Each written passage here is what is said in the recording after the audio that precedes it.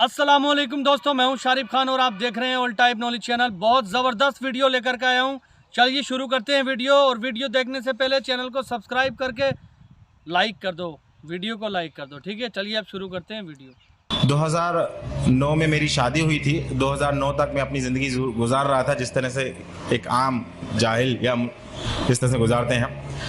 2010 में इस्लाम कबूल करने के बाद अल्हम्दुलिल्लाह 2012 में मेरी वाइफ, मेरी अहलिया ने इस्लाम कबूल किया।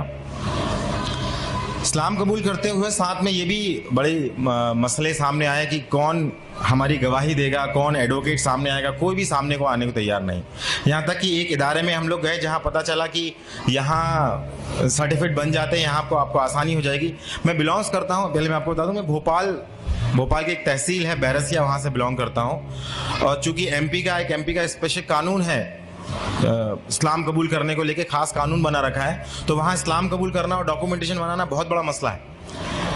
तो इस तहत में जब महाराष्ट्र में एक जगह गया पर्टिकुलर, वहाँ पे जब मैंने पता किया कि वहाँ इस्लाम कबूल होने के बाद वहाँ पे डॉक्यूमेंट्स बनते हैं, तो उनकी एक शर्त थी कि आपको खतना कराना पड़ेगा तो ही आपको डॉक्यूमेंट्स बनाएंगे। जैसा कि आप बताया कि बहुत सी शर्तें होती हैं, एक शर्त वो 2-3 साल तक वो परेशान होता रहा, बट डॉक्यूमेंट्स नहीं बने। डॉक्यूमेंट्स नहीं बनने के कारण लोग मुझे बहुत परेशान भी करते थे। अल्हम्दुलिल्लाह अल्लाह सुब्हान तआला ने एक चीज़ महसूस करा दी इस बीच सारी, कि मुसलमानों का बिहेवियर, गैर मुस्लिमों का बिहेवियर, मुश्रिकीन का बिहेवियर आपके प्रति क्या है। सारी चीज़ अल्हम्दुलिल्लाह साथ में कुरान में पढ़ रहा था। पढ़ते पढ़ते सारी लोगों की साइकोलॉजी अल्लाह ने समझाई, पूरी तरह से मुतमईन कि अब अगर अल्लाह सुब्हान तआला ने ज़िंदगी दी है और उसने अगर मुझे ईमान दे दिया है तो वो खिलाने और पिलाने वाला वो है, तो मुझे किस चीज़ की फिक्र है और मुझे किस चीज़ से डरना है। अल्हम्दुलिल्लाह जैसे जैसे मेरी दाढ़ी बढ़ती गई, जैसे जैसे टकने के ऊपर पजामे ऊपर गए, लोगों को जो चिढ़ाते थे, जो कॉन्स्पिरेसी करते थे, लोग जो बहाने बनाते थे, वो दूर हटने लगे कि अब ये वापस नहीं आ सकता, अब ये वापस नहीं आ सकता। यहाँ तक कि मेरे परिवार वाले भी जो बहुत मुश्किल से, बहुत इतना सुबह शाम ताने सब कुछ, यहाँ तक कि मैं सुबह ऑफिस से जाता था, मेरी शाम को वाइफ जो है इतनी ज़्यादा मतलब तानों से भरपूर मिलती थी कि मतलब उसकी ब्रेन वॉश और सारी चीज़ करने में वक्त लगता था।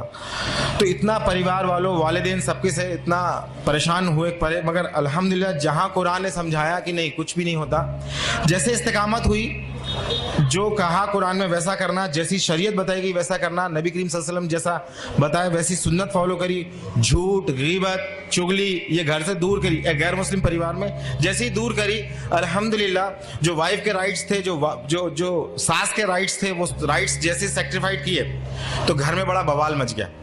बवाल जितना मचा उतना लोग ये समझ गए कि ये इंसान कभी झूठ नहीं बोल सकता, ये इंसान किसी लेवल पे किसी को धोखा नहीं देगा, ये खुद अपना नुकसान कर लेगा। ये इवन मेरे वालिद को आके लोग बोलते थे कि यार ये कितना ऐसा इंसान हो गया, इसको कुछ समझाओ, ऐसा हो गया, गद्दार हो गया। मेरे वालिद बोलते हैं कि मेरा बेटा अब 24 कैरेट का गोल्ड हो गया है, मगर बेवकूफ़। अल्हम्दुलिल्लाह अल्लाह सुब्हान तआला ने हमें तौफीक दी। हमारे डॉक्यूमेंट्स मेरे वालिद साहब की मदद से ही बने अल्हम्दुलिल्लाह। उन्होंने 2014 तक मुझे झेला, हमारे डिबेट चलते रहे 4 साल तक। उसके बाद फिर उन्होंने कहा कि तेरी इस्लाम की गंदगी लेके तू निकल जा, अपनी वाइफ बच्चों को लेके निकले। अल्हम्दुलिल्लाह हम लोग बाहर गए। उसके बाद कुछ समय बाद उन्होंने फ़ोन कर दिया, कलेक्टर, IG, SDM वगैरह सबको फ़ोन किया। फ़ोन करने के बाद बोला मेरा बेटा जो है ये इस्लाम कबूल कर गया, किसी ने इसका ब्रेन वॉश कर दिया, ज़रा देखो, हो सकता है देश के लिए नुकसानदायक हो सकता है। मेरे वालिद साहब फ़ोन करके बोल रहे हैं। मैं इस समय ऑफिस की ड्यूटी पे था। जब वहाँ से वापस आया, उन्होंने उस समय फ़ोन लगाया कि आप कहाँ पर हैं, हमें आपको ऊपर से बहुत सारे प्रेशर है, हमें आपका बयान लेना। मैंने कहा मैं जहाँ पर भी हूँ आप आ जाइए, मैं आ नहीं सकता ड्यूटी छोड़ के, आना तो पड़ेगा तुमको। तो मैंने कहा ठीक है, आप वारंट निकाल दीजिए। तो क्या कब तक आते? तो मैंने कहा इतने दिन में जब भी आता मैं आपको फ़ोन कर। जब मैं आया, आने के बाद मैं उनको बयान दिया, तो मैंने कहा आप 2 रजिस्टर खोल के बैठिए, एक मैं आपको बयान देता हूँ, लिखिए। मैं अपनी मर्जी से, किसी भी कोई प्रेशर से नहीं, मैं अपने इस्लाम कबूल किया, कोई पैसा नहीं, कोई नहीं पहचानता, कोई मेरे साथ सपोर्ट नहीं, कोई गवाह नहीं, बट मैं हूँ, क्या करना बोलो। दूसरी चीज़ मैं बोला, अब आप सुनिए कि मैं इस्लाम क्यों कबूल किया, क्योंकि तुम भी जानते हो ईश्वर है, कि मैं भी जानता हूँ ईश्वर है, और ये कुरान तुम्हारे लिए खाने में। अल्हम्दुलिल्लाह नेक्स्ट डे मेरी वाइफ के लिए बोले बयान लेके आ, उनका बयान होना। तो मेरी वाइफ को सब लोग और भी लोग जो थे वो डरा दिए। जिन लोगों सबसे पहले जो हमारे अंसार बने, अल्हम्दुलिल्लाह अल्लाह उन्हें जज़ाया खैर दे, उनके हम रह रहे थे अल्लाह सुब्हान तआला ने, तो उनको लोगों को डराया। तो मेरी वाइफ जब पहुंची वहाँ, तो मैंने वाइफ को बोला कि अगर कुछ ऐसा मसला होता है डांटने डपटने मारने का, तुम भाग के तुरंत चौराहे पे आ जाना, वहाँ पिटेंगे तो अल्हम्दुलिल्लाह शहादत होगी, मसला नहीं। लोग पूछेंगे क्यों पिट रहे हैं, कम से कम रीजन की तरफ जाएंगे, काम हो जाएगा हमारा। लोग पूछेंगे क्या बात है, ऐसा क्या बेवकूफ़ बन गए इस्लाम में, ये हमारा काम हो जाएगा, लोगों के अंदर क्यूरियोसिटी पैदा होगी। अल्हम्दुलिल्लाह वहाँ पे भी ये मंजर रहा कि एक पुलिस वाला बच्चों को संभाल रहा है, एक पुलिस वाला बाहर गेट पर रोक दिया सारों को रोकने के लिए, एक पुलिस वाला मोहब्बत से बयान ले रहा है। अल्हम्दुलिल्लाह अल्लाह का करना ये हुआ कि एक पुलिस वाला हमको बोलता है अब ये जो तुमने बयान लिया उसके IT रिपोर्ट डाल के तुम उसका IT से इन्फॉर्मेशन लेके RTI के तहत पूरी इन्फॉर्मेशन ले लो, तुम्हारे डॉक्यूमेंट्स बनाने में काम आएगी। वहाँ से डॉक्यूमेंट्स मेरे अब्बा की मदद से चालू हुए बनना। अब तक मैं क्या सोच रहा था कि मेरे अब्बा की इज्जत, मेरे अम्मी की इज्जत, मेरे रिश्तेदारों की इज्जत, अल्लाह सुब्हाना ताला यहाँ एक बात समझा दिया, सबसे ज्यादा मोहब्बत तुम्हें अल्लाह से करनी है, उसके बाद तुम्हें सबसे करनी है। अगर तुमने उसके साथ किसी और से ज्यादा इमोशनल अटैच हुए, वहीं से तुम्हारी आजमाइश आएगी। तो ये चीज बड़ी मुश्किल से समझ में आई। जब तक मैं मेरे अब्बा हैं, मेरी माँ हैं, इनके हुकूक हैं, इनके सारी चीजें हैं, ये सब चल रहा था। बेशक हुकूक है, इस्लाम कभी नहीं कहता रिश्ते तोड़ने को, बट वो बार बार रिश्ता तोड़ रहा है, रिश्ता तो तोड़ रहा है, शर्त रख रहा है।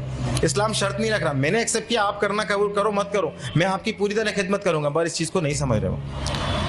तो एक इमोशंस, आज भी अगर इमोशन से ज्यादा अगर हम लोगों को ज्यादा तरजीह देते हैं, आज भी हम मुसलमान होने के बावजूद, तो अल्लाह सुब्हान ताला मुशरिकों के बारे में पहले ही फरमा चुका है कि ये लोग दुनिया पसंद होते हैं, ये लोग ख्वाहिश पसंद होते हैं, ये तो चाहते हैं तुम्हें, जब तक कि तुम्हें अपने उल्टे पैर ना फेर दें तुम्हारे पीछे से नहीं हटेंगे।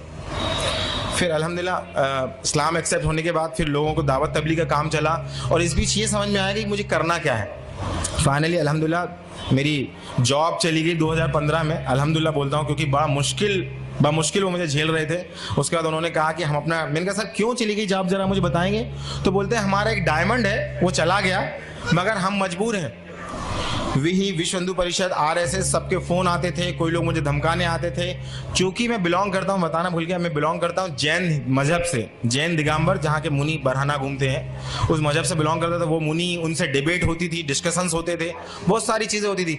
बट मेरी अम्मी बार बार नए नए मुनियों के पास लेके जाती थी, और ये हर बार कहती थी कि इनको नहीं आता, इनको कम आता है, तेरे को दूसरे के पास लेके जाएंगे। जब मैं इस्लाम एक्सेप्ट किया, इस्लाम एक्सेप्ट करने के बाद सबसे पहले मैंने तौहीद एक्सेप्ट की। तौहीद एक्सेप्ट करने के बाद मैंने कहा कि यार ये तौहीद समझ में आ गई, मगर ऐसा समझ में कुरान हक है, कुरान कैसे नाजिल हो गया अपने आप, कोई मोहम्मद सल्लल्लाहु अलैहि वसल्लम आके कल को बोलते हैं तो मैं तुम्हारा रसूल हूँ। इसकी तहकीक के लिए जब मैं इस्लाम एक्सेप्ट कर लिया, बनिया था मैंने कहा अगर ये हक है तो पहले इस्लाम कबूल कर लो बाद में ऐसा नहीं होगा, केवल गफलत की बात है। तो जब मैं इस्लाम एक्सेप्ट किया, फिर मैं हिंदुइज्म की किताबें पढ़ा, फिर जैनिज्म की किताबें पढ़ा।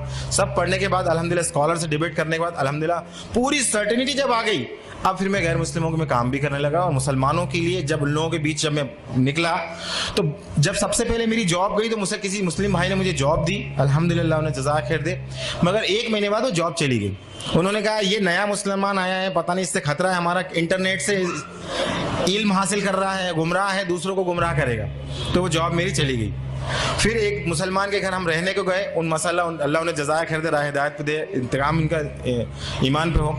1-2 महीने बाद, 1 साल तक उन्होंने रखा। उसके बाद कहा कि तुम हमारे में से नहीं हो, तुम हमारी बात नहीं सुनते, हमारे साथ नहीं जाते, उठते बैठते, तुम्हारे हमारे मिजाज नहीं मिल रहे, तुम खाली कर दो मकान भी खाली। अल्हम्दुलिल्लाह लगातार अल्लाह सुब्हाना ताला अपने दीन के हक होने, लोगों की जहनियत, और अगर जो अल्लाह का है जो अल्लाह का नहीं है, इस बारीक लाइन को वाज़े समझाता जा रहा था। तो मैं आज अपने सारे मुसलमान भाइयों को जो रिवर्ट है उनको मैं तो कुछ नसीहत है मेरी, जो तजुर्बे हूँ उनको मैं देना चाहता हूँ। सबसे पहली चीज़, किसी को भी ज़्यादा इमोशनली मोहब्बत मत कीजिए, चाहे वो शौहर हो, बीवी हो, माँ बाप हो। सबसे पहले अल्लाह, फिर उसके किस किस के हुकूक बताएं वो करिए। सेकेंड चीज़, मेरे भाइयों मेरी बहनों, शैतान हमारे जहनों में बार बार ये बात दिखाता है, देखो ये मुसलमान कैसे हैं, हमें बताता है कि हमारे मुसलमान कितने बुरे हैं। तो हमारे जहनों में उनके बीच में गैप पैदा कर देता है।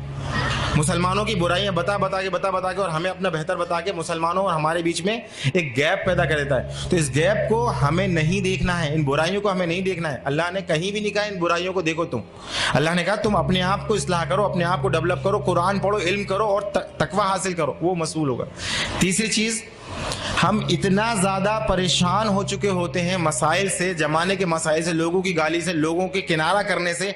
जो मुसलमान हमें मदद करते हैं, कल जब हम उन्हें इस्लाह की 4 बातें बताते हैं तो वो हमसे किनारा कर लेते हैं।